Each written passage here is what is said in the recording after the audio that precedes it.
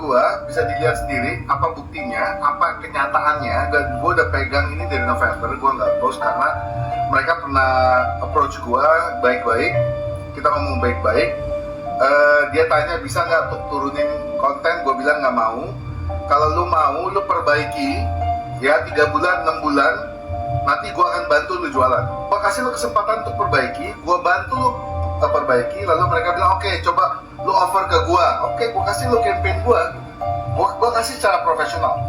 Tapi kayaknya dari pihak manajemen ataupun pihak internal bilangnya intinya gue maunya kontennya di take down, gimana caranya? Gue bilang ya lu perbaiki dulu lah, lu setelah perbaiki gue take down, gak masalah, tapi lu perbaiki dulu. Nah hari ini dia klarifikasi cuma satu hal, yang gue ngomongin 3, 4, 5 hal. Ya kitchen kotor lah, barang lu udah expired masih tetap dipakai dan lain sebagainya gitu ya. Tapi yang dibahas cuman yang panti asuhan. Jadi kalau misalkan ada orang bilang gua hoax, gua fitnah, ini gua ada bukti-bukti dari beberapa orang, ya ngapain gue yang laporin? Kan udah Badan Perlindungan Konsumen, ya kerja dong, BPOM, ya kerja dong, kenapa jadi gue yang laporin? Gue cuma menyalurkan, ini ada orang ya mau suaranya didengar, udah gue salurkan, selalu begitu.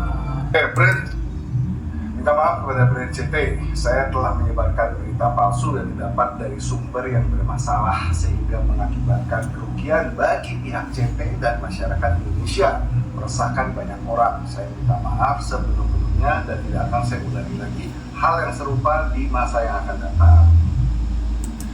Yang lagi rame ada salah satu food reviewer bernama Code Blue yang dikenal paling jujur dalam review makanan. Terus dia nggak segan-segan juga buat bilang resto ini jelek dan makanan itu nggak enak. Ternyata dia main belakang sama salah satu ex karyawan dari sebuah brand cake bernama Claremont. Tujuannya buat menjatuhkan si brand Claremont inilah. Ada salah satu kasus di mana si brand Claremont ini lagi kirim roti ke salah satu panti asuhan, terus roti yang fresh diganti sama roti yang udah rusak lah intinya. Nah itu tuh digoreng tuh sama mereka berdua tuh, seakan-akan ya brand Claremont ini yang nggak bener lah.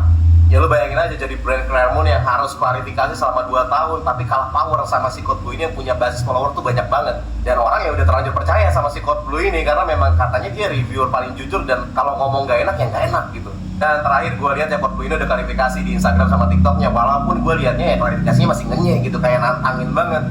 Kayak seakan-akan ya orang ini kayak punya backingan gitu dan menganggap bahwa problem ini ya problem kecil lah buat dia. Ya gue nggak ngebayangin aja sih berapa banyak brand-brand yang akan jadi targetnya dia gitu. Apalagi kalau brand itu adalah brand asal Indonesia yang nantinya juga bisa bikin Indonesia survive lah dalam industrinya gitu. Dan berapa banyak juga orang-orang yang akan percaya sama review dia saat ngejelek-jelekin satu brand atau satu makanan gitu. Ya gue aneh aja sih, masih banyak orang-orang kayak gini gitu di Indonesia.